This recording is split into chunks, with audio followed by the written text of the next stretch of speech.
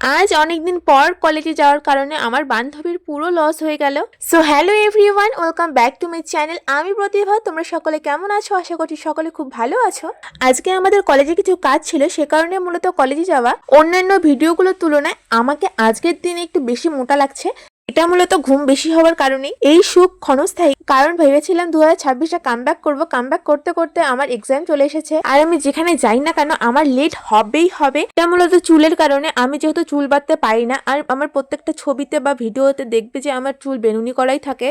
এই hair style ছাড়া আমি আর কোনো হেয়ার স্টাইলই পারি না। তারপর ঝটপট রেডি হয়ে চলে গেছিলাম কলেজে। কলেজে যাওয়ার পরে আমার যেগুলো কাজ ছিল সেগুলো কমপ্লিট করে আমার বান্ধবীর ফ্রন্ট পেজগুলো করে দিলাম। তারপর আমরা চলে গেছিলাম লাইব্রেরিতে বই রিটার্ন করার জন্য।